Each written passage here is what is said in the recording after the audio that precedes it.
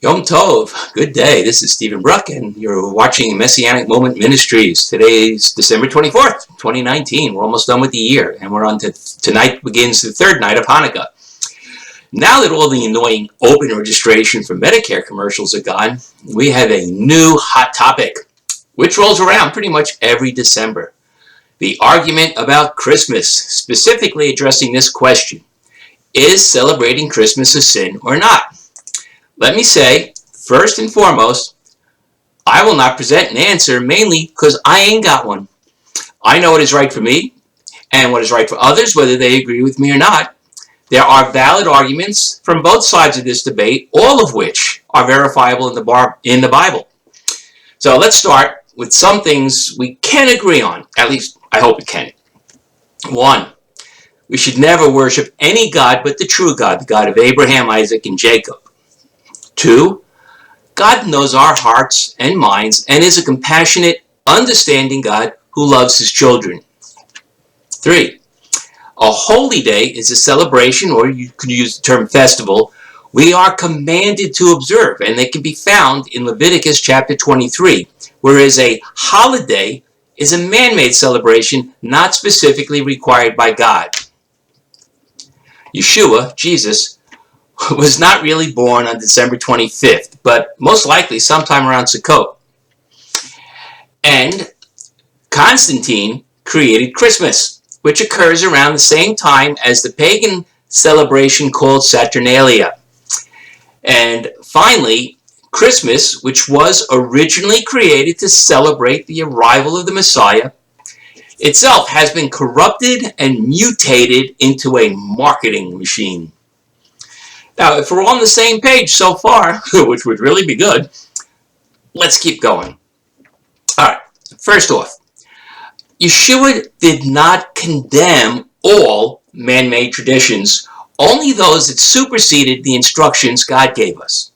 As far as holidays go, just because they aren't required by God does not mean they are forbidden by God. Now, this misuse of the law of contraposition is one of the main arguments put forth by those who say if it isn't in the Bible, it's a sin. Well, if so, then you also have to do away with Purim, Rosh Hashanah, Hanukkah, the fast day of the 9th day of Av, Yom HaShoah, as well as the non-religious holidays of New Year's, 4th of July, Mother's Day, Father's Day, Thanksgiving, Memorial Day, Labor Day. Need I go on? God said we must observe specific festivals. He also said more than once and through different prophets that sometimes our celebration of his commanded festivals and sacrifices was an abomination to him. He said that in some cases the sacrifice wasn't a pleasant aroma, but a stench in his nostrils. Hey, if you don't believe me, look it up. And also that he finds no pleasure in the blood of sheep or bulls.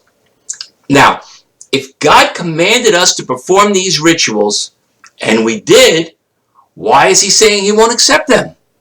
Actually, more than that, he said not only will he not accept them, but that he hates what we are doing. Well, I have an answer for that, and the answer is because our hearts were not in it. We were just going through the motions, and not because we loved him and wanted to honor him.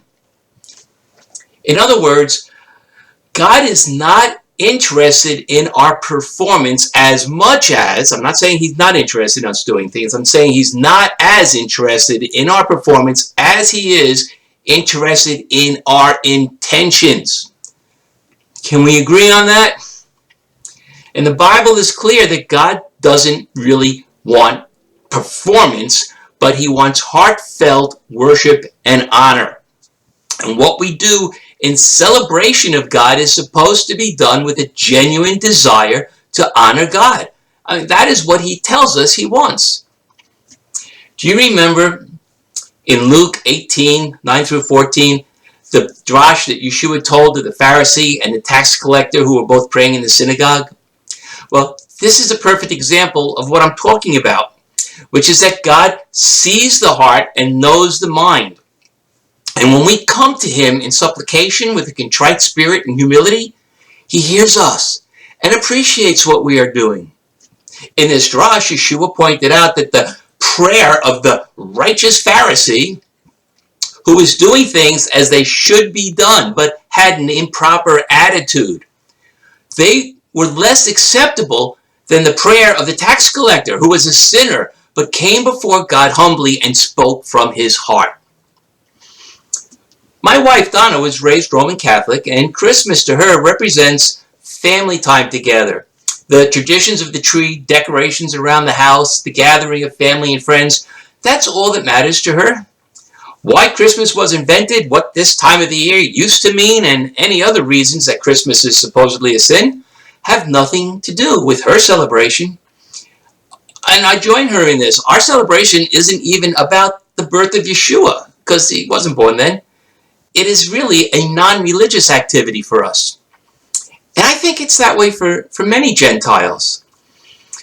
I also believe that God knows why she is celebrating Christmas, and he doesn't have a problem with that.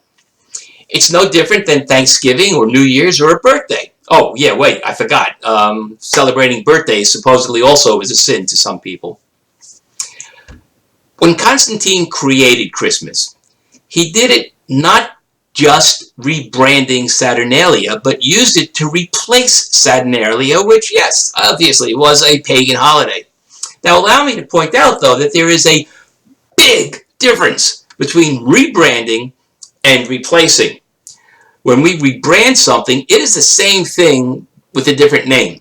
When we replace something, it's a totally different thing altogether. Now, here's an example.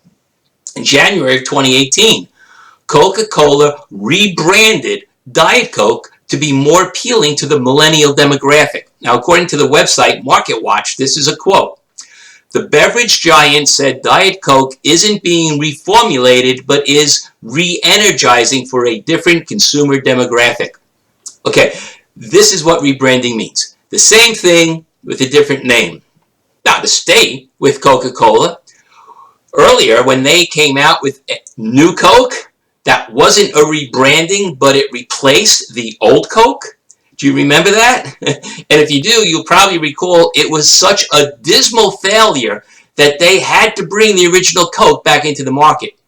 So the New Coke and the original Coke, these were two totally different things. Now Christmas, whatever you may think of it, is not Saturnalia, and it is not associated with pagan worship. As for the Christmas tree, it's not a pagan symbol, not the way it's being used. In fact, within Judaism, the tree is very important. I mean, in Judaism, we have Eitz Chaim Hi, the tree of life, which has been an integral part of our prayers. And the Bible uses the tree symbolically to represent the grafting in of Gentiles. This is all in the New Covenant. I mean, if anything, a tree is the one thing about Christmas that's totally biblical. I hope we can agree that when we do something, whatever it is, and we do it to honor God and to honor the Messiah, now not worship Messiah, but honor him. And what we do is not in direct violation of a given commandment, that God will consider our reasons and our desires and look to our heart to see if we are genuinely desiring to please him. And I'm saying that this is a general thing, folks. Don't just say, no.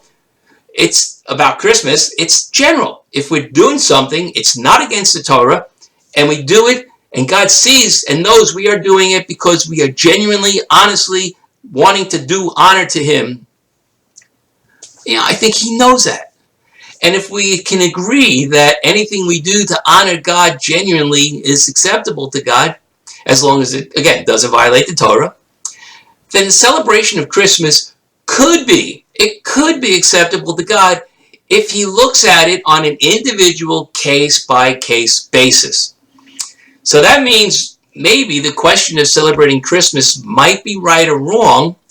Well, that question is between God and the person celebrating.